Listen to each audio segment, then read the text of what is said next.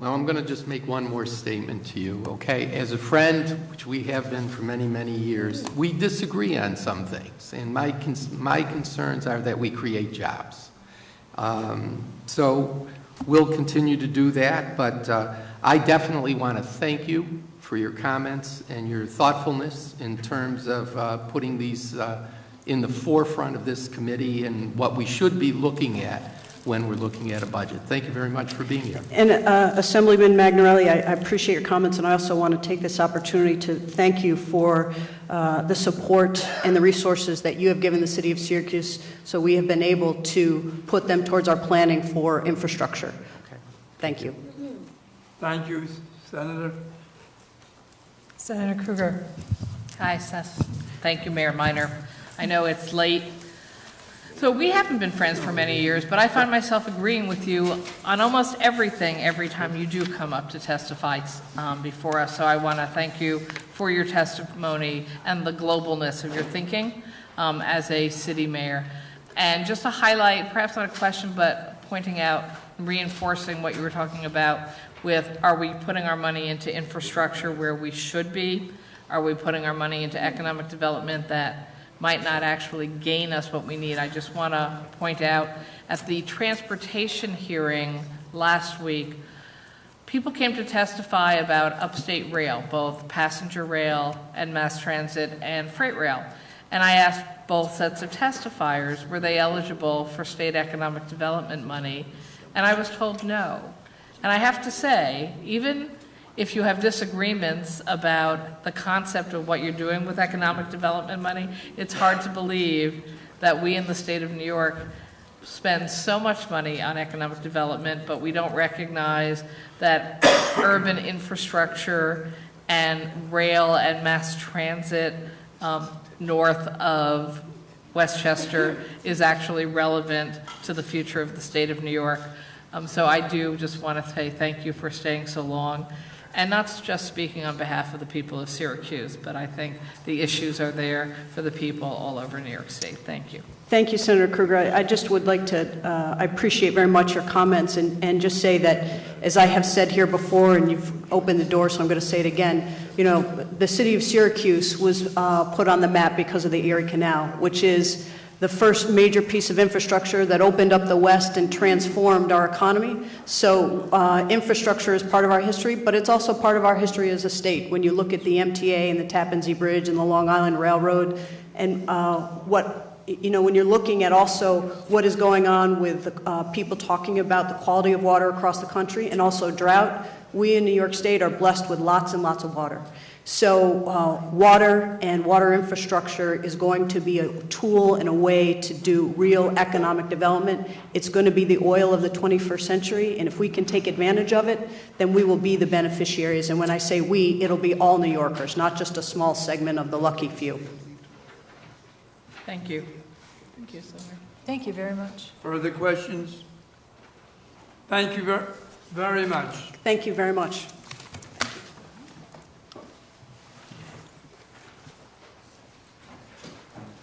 Patrick Madden, Mayor of City of Troy.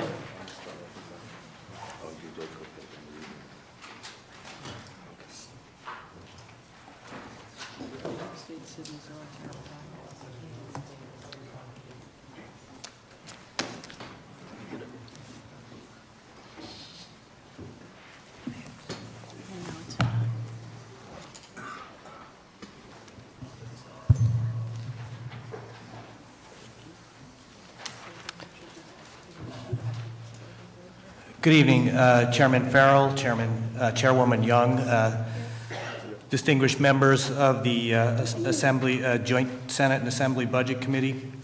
Thank you for allowing me to speak this evening. I know it's been a long day for you, so I'll be brief and I'll just skim through some of my written comments.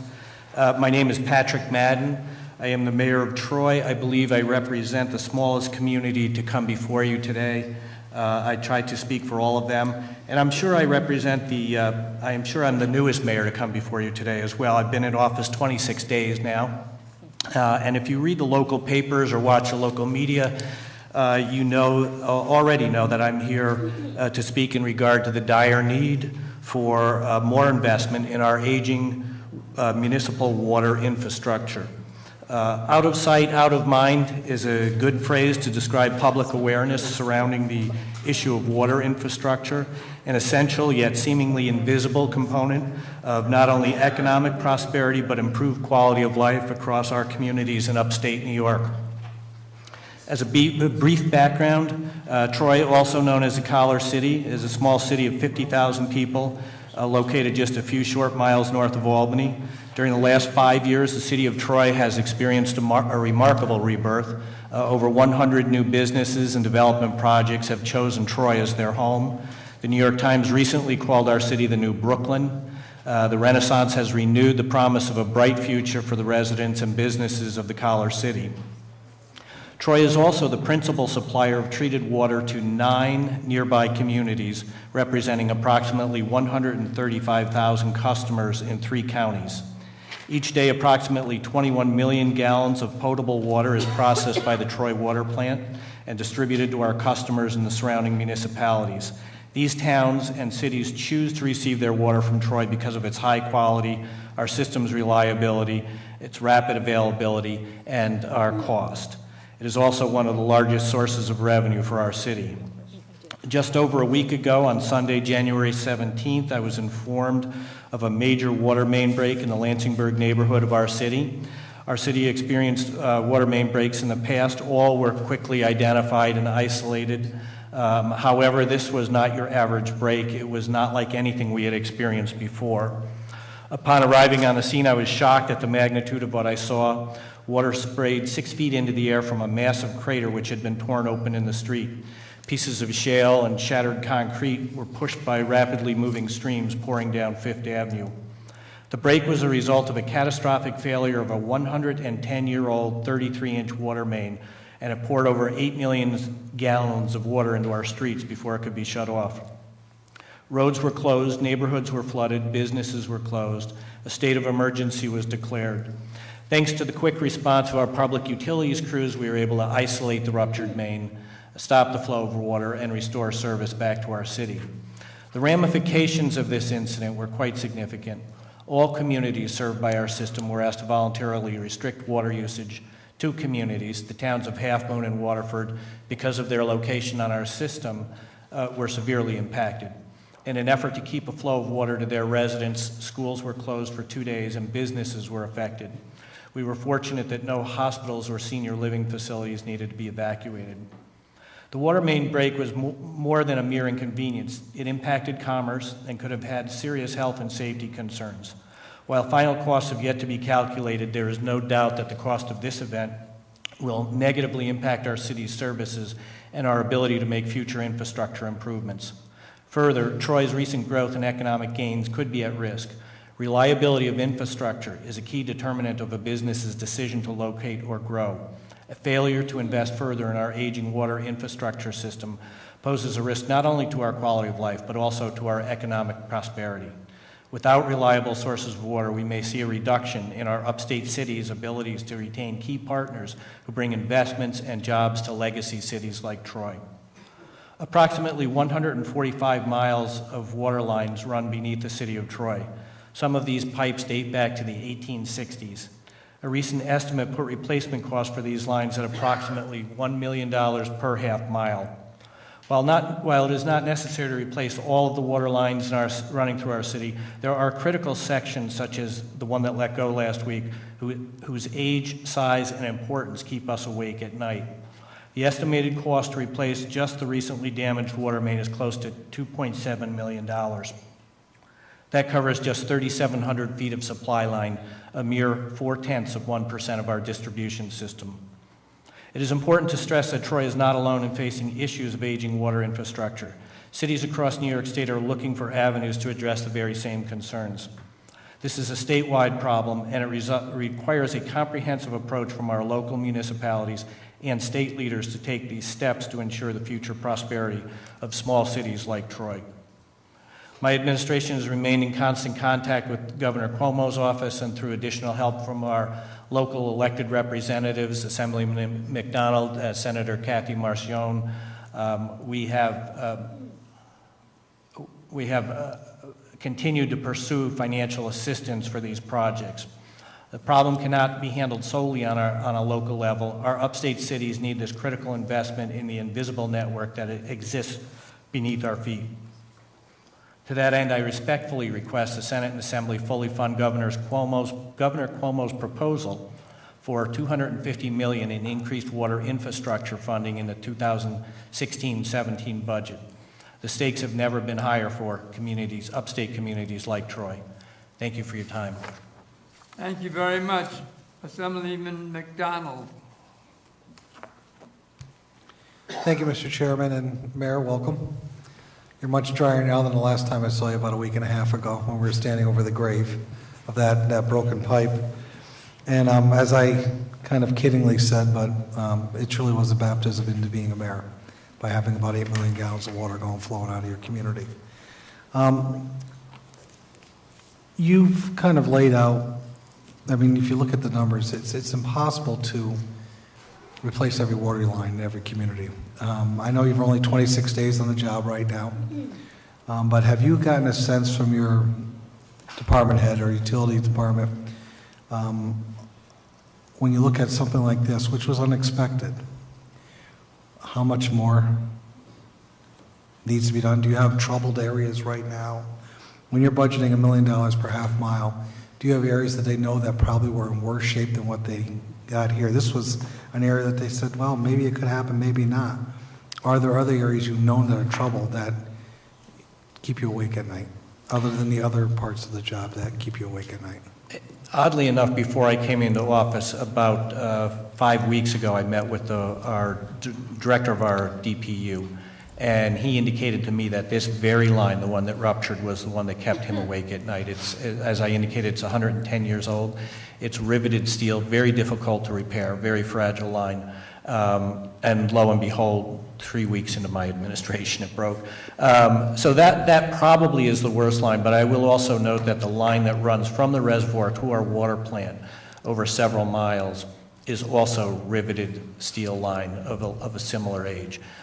We know that needs to be repaired. We have begun acquiring property rights to do that project. We estimate that will cost, replacement of line from the reservoir to the water plant will cost about $40 million. That's on top of the roughly $3 million it will take to replace this line that ruptured. I know that you're here primarily to speak about the water infrastructure grant fund, which we appreciate. That's something I know all members of the legislature supported last year with the governor. And Steve Otis, who's a former mayor, he and I approached our speaker, who doubled down and said, let's go for $200 million, which we were pleased about. And obviously, we're going to advocate for even more this year, and we're glad that the governor is supporting it. Same token, as you know, Mayor of Sheehan from Albany was here a little while ago speaking about the issues in the city of Albany. It's been well chronicled that there's a draft audit report from the Comptroller's Office on the overall fiscal health of the city of Troy, and I know we really can't discuss it in great detail, but I think it just should be known to all the entities that Troy is also in probably what I would consider a precarious financial state as well, which is consistent with many of our cities throughout the state of New York. I don't know if you have any comments you'd like to make at this time or expand upon that, but now would be a good time if you chose to. Yes, Troy is in a very precarious fiscal state. The budget that I was given from the last council is structurally imbalanced, perhaps by as much as 2 or 3% at this point. I am reviewing our internal operations at this point in time to look for the efficiencies that might close that gap a little. But it leaves us virtually no money to invest in infrastructure needs such as this. Troy's financial problems are 20 or 30 years in the making. I'm not going to fix it in year one. It's going to take some time to dig ourselves out of that hole. But you know, I am confident that we can get there. I have assembled a terrific team with great financial experience, great municipal financial experience, and we will be developing a roadmap to move us out of this position. But it is going to take us some years, and we will need some assistance to get us there. Thank you. Thank you for being here. Thank you. Thank you. Any further? Yes, I do. Senator Marcio. Mayor, thanks for being here. You really have had a very eventful 26 days in office, and that's very difficult, and I think you've done a very good job in meeting the real serious challenges that have come before the city of Troy in just these 26 days. So hopefully things will get easier as time goes on, because as a previous supervisor, I recognize what keeps you up at night. And that is absolutely something that keeps you up at night. Water is not, and as important as parks are, water is not a park. Water is something that our residents absolutely need. It's a necessity to be able to turn on your faucet, to be able to have water come out, to wash your children, to cook your food. And I agree with you, this is critical in the budget. I'm thrilled. I think it was one of the times in the governor's speech that actually he received an applause from people that were there. I believe it was relative to these monies that have been put into the budget. So certainly we are here to work with you. As a local government chair, this is very important to me that these monies stay in the budget and that they are available for use in cities and towns throughout New York State. So as one of those Half Moon residents that was on don't use very much water, I absolutely recognize the need to make sure that our water lines are in good shape. So thank you so much for all you've done in your short 26 days here, and I certainly stand ready to assist you as what I said the other day in any way that you might feel the need. Thank you, Senator. I appreciate your help. Yeah. Thank you. Thank you. Claire Horner, Executive Director, New York. He's not here. He had to leave. He had to leave. He didn't have to. He left. He Fair didn't enough. want He to. didn't have to leave, but I double-checked and he had left. He just wanted to do that. Do you want me to demand he come back? Yeah, go get him. All right. Stephen J. Aquario, Executive Director, Robert Astorino, Westchester County Executive, New York State Association of Counties.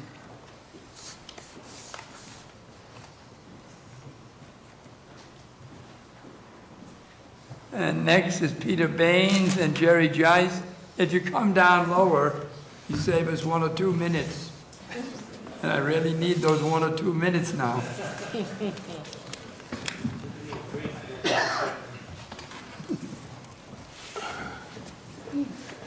Good evening. Good evening.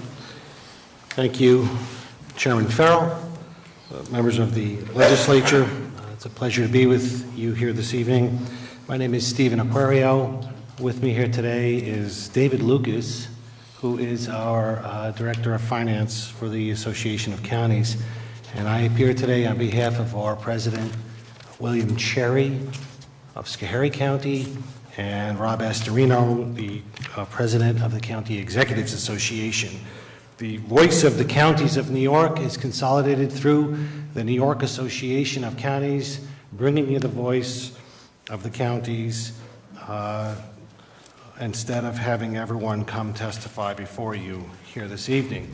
I appreciate that your committees have provided this opportunity to gather feedback on the state budget.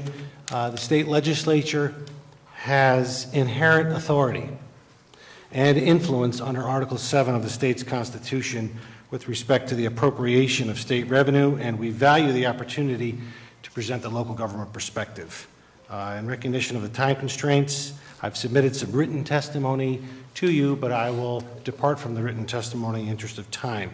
Before I do so, I want to continue to urge this body on a matter of quite importance to the citizens, to the people of this state, and that is organ donation.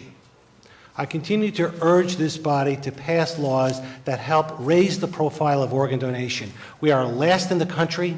There's no explanation for it other than the wrong policies are in place in this state. We implore you to continue to fix these problems, these barriers for people to sign up as you continue to modernize the election system, making it easier for people to register to vote, give them the opportunity to become an organ donor as well. We have a license renewal in this state that takes 8 years. Well, that's 8 years of lost opportunity for people to sign up to be an organ donor. That's wrong. It's the wrong policies. We need to address it, and I urge you to do that this session. The state has imposed a property tax cap. We've heard much about it today when the New York City mayor has testified. It's been in place for 5 years for counties. On average, over the past 5 years, 85% of counties have met the tax cap each year, ranging from 81% to 89% compliance. This was achieved with some assistance from the state through mandate relief, but also through tough decisions at the county level, including reducing the workforce, privatizing numerous operations, and the selling of public assets to the private sector. We've significantly reduced our fiscal and emergency reserves, delayed maintenance and replacement of critical infrastructure, reduced or eliminated local service levels for discretionary programs under our direct control. In 2015, 28% of the counties reduced their levy or held it flat. 47% of the counties reduced their tax rate or held it flat. Counties continue to work very hard to meet the tax cap, but it presents many challenges and difficult choices. For 2017, we expect the county tax cap inflation factor to be in the range of 0.3%. With this in mind, we continue to urge the legislature to consider minor modifications to the tax cap, including an exclusion for certain capital expenditures and extraordinary costs relating to responding to natural disasters or other emergencies, which we just heard from the Troy mayor. And 2, ensuring the Commissioner of Tax and Finance implements reforms to the quantity change factor to address the problem of tax-exempt properties. One last observation impacting the property tax base. There is a proposal for energy plant closures in the governor's budget. There is transitional assistance in there. We ask that that language be modified slightly from the, quote, permanent closure to include temporary closures. The state impact on the county property taxes. Over the past several years, the governor and the legislature have been careful not to impose new mandates or shift costs on counties and other local governments. When new mandates are created or there is an increase in the cost of existing mandates or a shift to local governments without any flexibility to mitigate these higher costs, we all recognize that this will hurt local taxpayers. In recognition of this, the state legislature and the governor have passed 2 significant local government mandate relief reforms in recent years, capping the local share of Medicaid and enacting major pension reform. We appreciate these reforms and continue to work with you to build on these successes. To this end, we do not support the governor's proposal to shift significant higher education costs to New York City and to further dismantle the Medicaid cap for the city. Both would be counterproductive to the positive work we have done in recent years to improve accountability to the local taxpayers by reducing the growth of costs for local governments imposed by state mandates. As a reminder about what are mandates, when the state enacted a property tax cap, the legislature and the governor pledged that mandate relief would be forthcoming.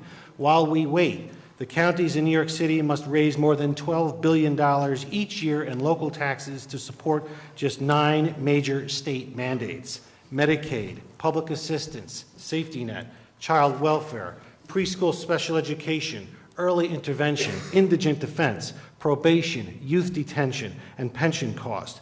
Put another way, every penny collected by the New York counties outside of New York City goes to Albany to pay for just these 9 programs. Every penny collected on the tax levy. Complying with each uses up local resources. Last year alone, the Office of Children and Family Services, the Office of Temporary and Disability Assistance, the Department of Health issued more than 50 administrative directives or guidance letters to counties that had to be implemented. With respect to government consolidation, the governor continues to make consolidation a top priority. Counties have long advocated for greater efficiencies and innovation in government, and we continue to do so. There's no doubt that communities can benefit from streamlining government operations, whether through consolidation of functions through shared services or taxing jurisdictions with voter approval. Our goal is the same as the state's: stabilize and reduce the tax burden while continuing to provide excellent public services to those in need. The state's position continues to evolve. This year, the state budget contains a $20 million prize for consolidation competition at the local level. Last year, you appropriated $150 million for local government restructuring grant program, but that application process was never announced, and that funding has now been repurposed for anti-poverty programs and downtown revitalization efforts. The budget zeroes out funding for the ongoing $40 million local government and performance efficiency program, but provides $80 million in reappropriations for the Financial Restructuring Board. If it sounds confusing, it is. Changing policies and incentives year to year is confounding to local officials who would consider these efforts. Instead, let's go back to the consolidation idea and start with consolidations that also provide mandate relief permanently and reduce the cost of government at the county level. It has proven to be successful to the taxpayers of New York. Indigent defense is a state program that counties are required to provide. Let's build on the state's settlement of the Harrell Herring lawsuit. This was an effort, this litigation, we should be consolidating the services and funding for indigent defense services across the state. We should include in this budget before you a uniform indigent defense program and have the state gradually assume the cost of indigent criminal defense services as set forth in legislation introduced by many of you on this panel. This chart here is named Fix the 52. It shows you the state of New York where 5 counties are operating under a different indigent defense system than the rest of the state. New York City operating similar to the 5 counties that are in a consent decree with the state of New York. We need to fix the 52 counties and have one system of justice in New York State. A few years ago, the state increased the county share of safety net funding to 71% and reduced the state share to 29%. Initially, this was offset by fully federalizing both state and local TANF costs. Counties strongly objected at this time, and it's becoming a significant challenge for many counties. We are urging the legislature to gradually restore the historic 50-50 funding shift. Many counties have seen their cost and caseload increase by double digits in more than 1 year since the state cost shift occurred. An additional issue is the cost of affordable housing, and we've heard a lot about affordable housing through executive orders and the mayor's testimony this morning, and shelter options in some counties, which is significantly increasing costs in counties. This leaves counties paying 71% of the fastest growing program that is controlled by the state. The safety net funding shift is part of a long string of decisions by the state to gradually walk away from its constitutional responsibility to care for the needy and place most of this funding responsibility on the local property taxpayers. Let's consolidate our efforts for safety net and homeless and housing efforts. It makes sense, and it'll save the local taxpayer money dollars. Increasing community college FTE aid. We all know families for whom higher education would be beyond their reach if their kids couldn't attend community colleges in their first couple of years. Increasing FTE aid is property tax relief. The societal benefit of community colleges is enormous. They allow people without great wealth to move up the economic and educational ladder. The state is serious about its commitment to the poor, working class, and the middle class, and serious about providing property tax relief. It should make a meaningful $250 increase in FTE aid for community colleges. Public safety, 2 quick issues. We operate 911 functions. Several counties have consolidated these functions with other municipalities in the past several decades. The funding mechanism used to operate, maintain, and upgrade these 911 systems is insufficient. We believe the state should allow counties to impose a $1.20 local public safety surcharge equal to the state's surcharge on all wireless devices that are capable of accessing 911 services. This would allow counties to upgrade, operate, and maintain their 911 centers. Navigation law. Currently, sheriff's departments in over 40 counties outside of New York operate marine patrol units on navigable waterways in their counties. The budget before you reduces the reimbursement from 50% to 25%. We urge the legislature to reject this proposed funding cut. On the use of bank settlement funds, we remain concerned about the allocation of $2.3 billion in bank settlement funds that remain for your appropriation. We believe more funding of these needs to be targeted to locally owned and maintained infrastructure, unlike the way the last round of the bank settlement funds was appropriated. Pave New York and Bridge New York. This body heard testimony from the contractors and the public works superintendents from across the state. There remains details. It is confusing, the competition that's there. We ask you to return to the formula that's worked for decades. Drive this funding formula through CHIPS, so everyone can benefit, the city, the towns, the villages, and the counties. The governor's proposal to provide an additional $100 million for water quality, we urge your continued support for this program, which you created last year. Finally, in electronic waste recycling, counties would like to see a small fund set aside from the use of the bank settlement funds allocated to the Environmental Protection Fund to be dedicated specifically to local governments for electronic waste disposal. The New York State Electronic Equipment Recycling and Reuse Act was implemented to manage the recycling costs of electronic waste by requiring manufacturers to collect and dispose of their products. However, manufacturers have continually fallen short of this requirement. As a result, disposal of this waste has shifted unexpected costs to local governments for the collection and disposal of electronic waste. Thank you very much for that rapid testimony. I greatly appreciate the time that you've given us. Thank you.